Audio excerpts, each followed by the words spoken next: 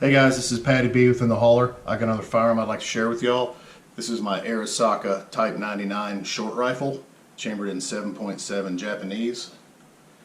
This particular model was made at the Toyo Kogyo arsenal, Series 32, which Toyo Kogyo arsenal is now known as Mazda, and makes cars. The Type 99 entered service in 1939. They tried to replace the Type 38 with this, and they kind of sort of did, but the Japanese continued to use the Type 38 rifle through the remainder of World War II. Kind of a bad time to do a cartridge swap from the 6.5 to the 7.7 in the middle of a war. Seems like it kind of create a nightmare logistics-wise, but there you go. Anyways. So they produced about 3.5 million of these. So there was plenty of them to go around. It uses a Mauser style action. Some of the unique features of this rifle are this integrated dust cover that it has. This particular model has the chrysanthemum, which was the I guess the mark of the emperor. A lot of them got defaced after World War II. This thing has anti-aircraft sights for trying to shoot down low-flying aircraft. I guess this gives you lead computing.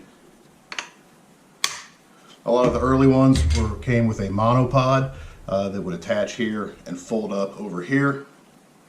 This particular model doesn't have one. I'm not sure that this model is ever supposed to have one.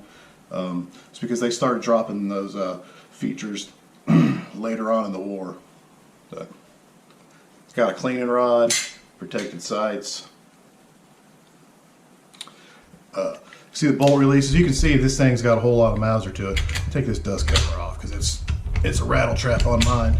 Even though it matches, it's got the same serial number. It just rattles around. So as you can see by looking at the bolt, boy, that sure just looks like a Mauser. That big old claw extractor. And I'll give you a look inside here. Same kind of Mauser, it's bolt release.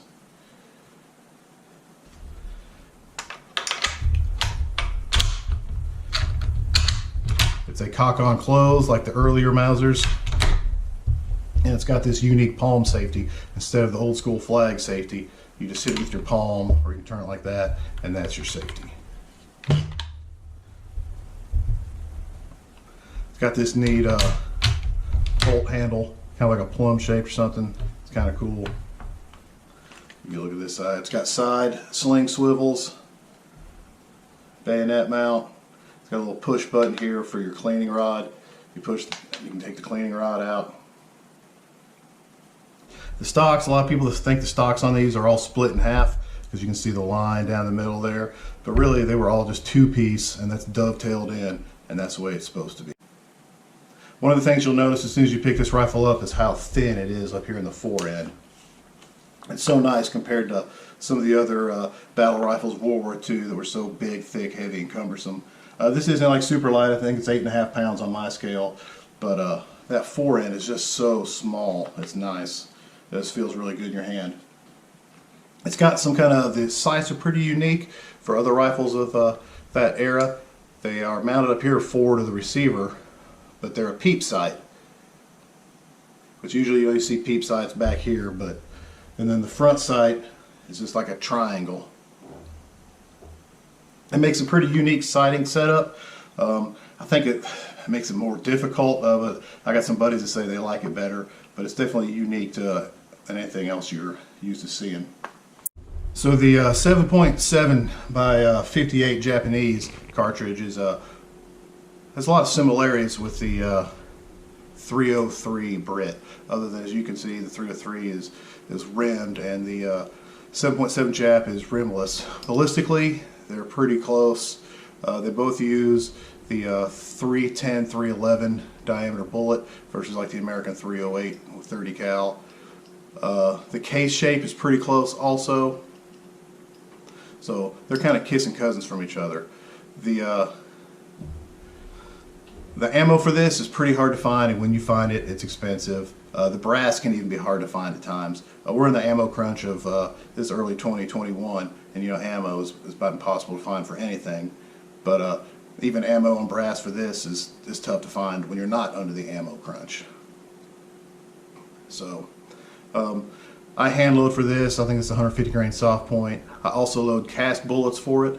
I've got cast bullets that are, I think, 311, 312 size that I can shoot out of both the 303 Brit and the 7.7 Jap. I think it's a 150 grain cast bullet. You put like 10 grains of unique and it turns into a powder puff load. It's a lot of fun to shoot and economical as well. So, well, speaking of a lot of fun to shoot, let's take the old girl out and see how she does. So we got some light cast loads. We're going to shoot through it.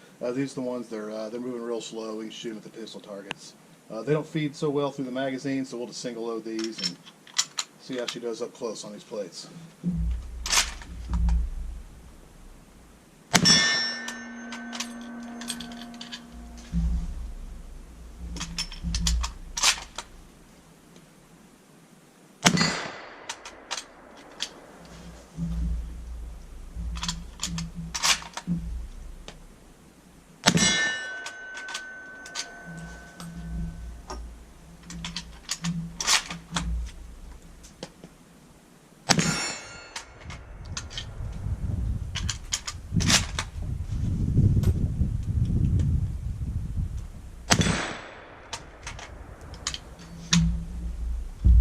Those light cast loads are a lot of fun. You know, they're pretty economical. I think I get 500 of those bullets for like $45, so they're a lot of fun to shoot. All right, let's try some of those cast bullets at 100. See what we can do. I'm not sure what the hold is on that, but we'll try our best.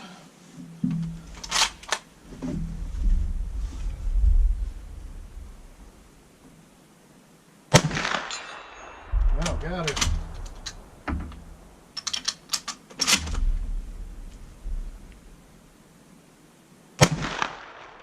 Whipper.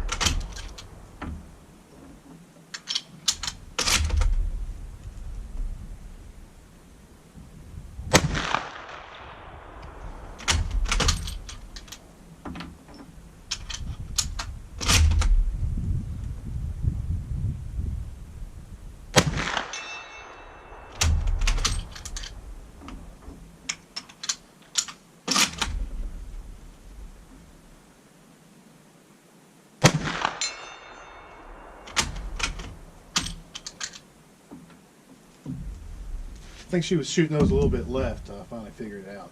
But it's really cool to shoot those cast bullets. That's a lot of fun. We'll try some full metal jacket load, see how that does. Alright guys, we got some 150 grain jacketed bullets. Let's try that out at 100, see what we can do.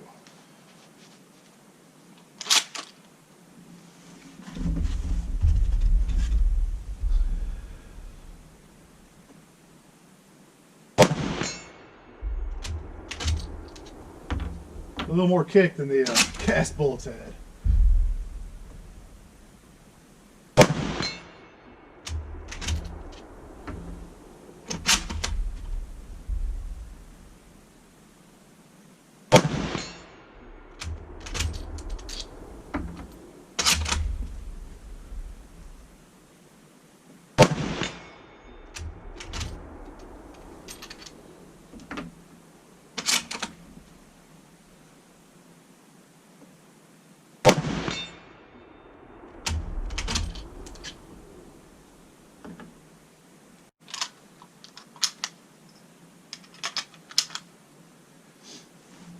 Alright, we'll try a few more at 100. The way the sun's shining, I can't even see my 200-yard plate, so we won't take any shots at it. But we'll put a few more at 100 here, see what we can do.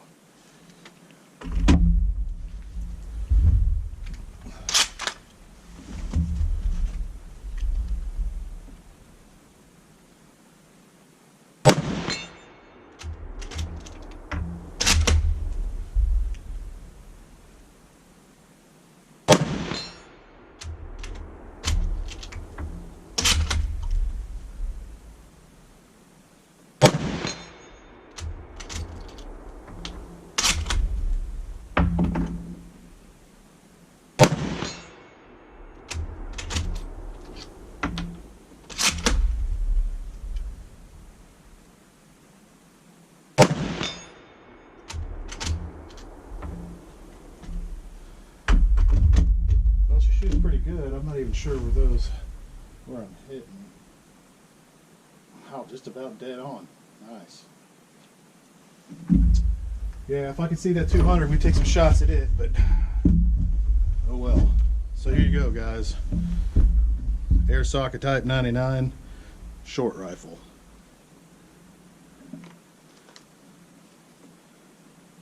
Pretty cool piece of history. All right, thanks, guys.